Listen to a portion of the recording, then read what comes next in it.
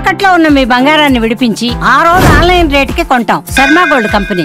ఆంధ్రప్రదేశ్ ప్రభుత్వం నగరీకరణ పట్టణీకరణ పైన ఫోకస్ పెట్టింది. ఈ క్రమంలోనే కీలకమైనటువంటి నగరాలు పట్టణాల పరిధిని విస్తరించేటువంటి పనిలో నిమగ్నమైంది. ఈ రూపంలో చూస్తే కనుక ఇప్పటికే ఆంధ్రప్రదేశ్లో గ్రేటర్ విశాఖ ఉంది. రాబోయే రోజుల్లో greater Vijayawada, greater Guntur, greater Tirupati, greater Kurnool కూడా తయారయ్యేటువంటి అవకాశాలు కనిపిస్తున్నాయి. దీనిపైన పెద్ద ఎత్తున రాష్ట్ర ప్రభుత్వం కసరత్తు చేస్తుంది. ఈ క్రమంలోనే ఇప్పుడు గుంటూరుకు సంబంధించి ఒక అప్డేట్ వచ్చింది. గ్రేటర్ గుంటూరు ఏర్పాటు చేసేటువంటి క్రమంలో ఏ ప్రాంతాలను ఇందులో విలీనం చేయాలనేటువంటి అంశం పైన చర్చ జోరుగా సాగుతుంది.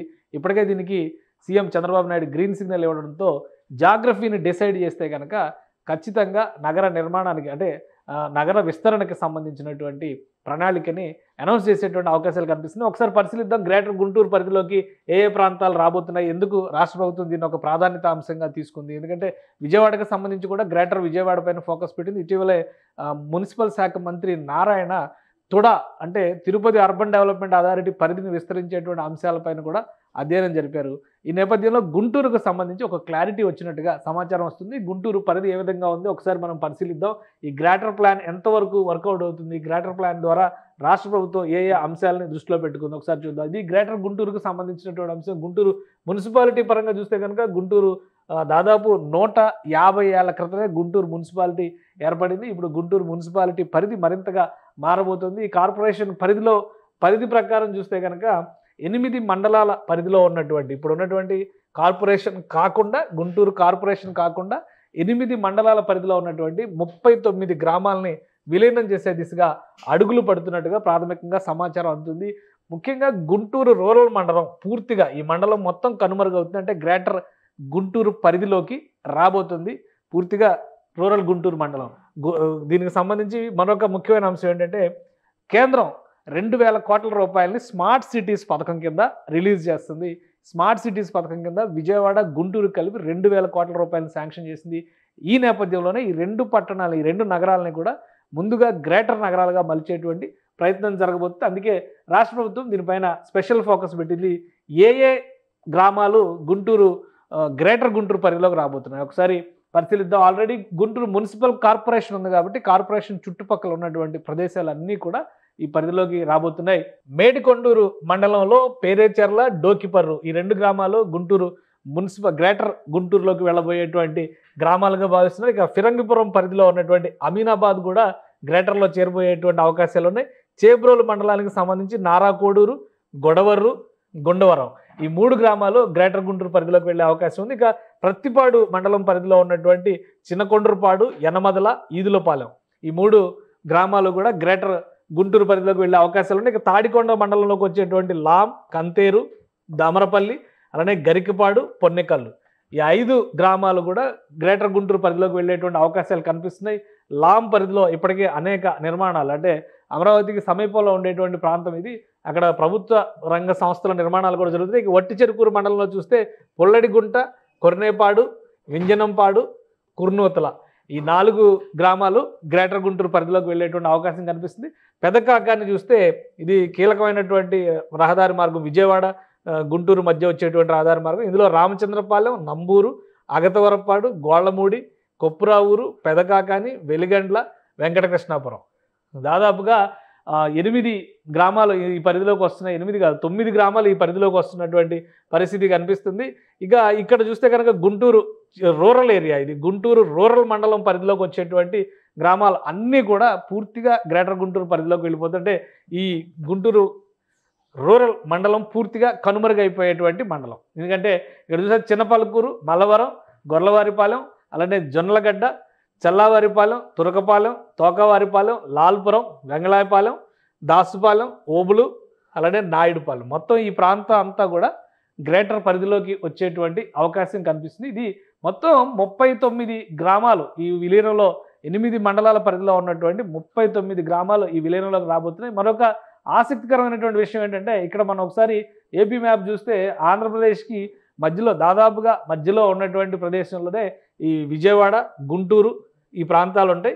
అలానే ఇక్కడ మధ్యలో మంగళగిరి కనిపిస్తుంది, ఇటు తెనాలి కనిపిస్తుంది, ఇటు నూజివీడు ఈ ప్రాంతంలో ఈ పరిసర ప్రాంతాల్లోనే అమరావతి నగర నిర్మాణం అంటే అమరావతి రాజధాని నిర్మాణం కూడా జరుగుతుంది. ఆ లెక్కను చూస్తే ఈ రెండు మొత్తం ఈ సర్కిల్ అంతా చూస్తే కనుక ఒక పెద్ద అర్బన్ క్లస్టర్గా మారేటువంటి అవకాశం. అంటే ఆంధ్రప్రదేశ్కి ఒక నడి మధ్యకి వచ్చేటువంటి ప్రదేశంలో ఒక భారీ అర్బన్ క్లస్టర్గా మారిపోయేటువంటి అవకాశం కనిపిస్తుంది.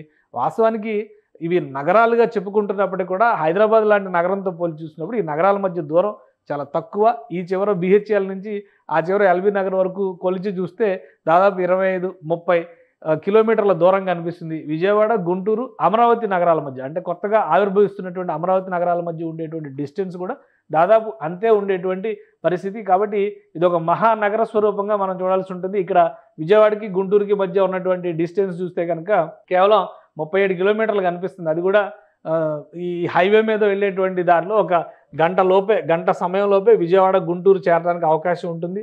అలానే ఇటుపక్కన ఉన్నటువంటి అమరావతి ప్రాంతానికి, విజయవాడకి అమరావతి ప్రాంతానికి ఉన్నటువంటి డిస్టెన్స్, ఇప్పుడు గుంటూరుకి అమరావతి ప్రాంతానికి ఉన్నటువంటి డిస్టెన్స్, అమరావతి టెంపుల్ అయితే మార్గం వేరే అవుతుంది. కానీ ఇప్పుడు నిర్మాణంలో ఉన్నటువంటి రాజధాని నగర ప్రాంతంలో చూస్తే కనుక 30 కిలోమీటర్లకు కనిపిస్తుంది. అంటే మొత్తం మీద 20 నుంచి 30 కిలోమీటర్ల మధ్య డిస్టెన్స్ ఉంది. ఇంకా విజయవాడ, అమరావతి మధ్య డిస్టెన్స్ చూస్తే ఇంకా తక్కువ కనిపిస్తుంది, 20 కిలోమీటర్ల లోపే కనిపిస్తుంది. ఎందుకంటే ఇది కృష్ణానదికి ఆనుకుని ఇటుపక్కన అమరావతిని నిర్మిస్తుంటే అటుపక్కన ఆనుకుని విజయవాడ నగరం ఉంది. సో ఇక్కడ ఈ ప్రాంతం అంతా కూడా చూస్తే ఈ డిస్టెన్స్ వైజ్గా చూస్తే 19 కిలోమీటర్ల లెక్క చూపిస్తుంది. అంటే దాదాపుగా 20 కిలోమీటర్లు ఈ విజయవాడ కోర్ ఏరియాకి సంబంధించి మనం పరిశీలించినప్పుడు.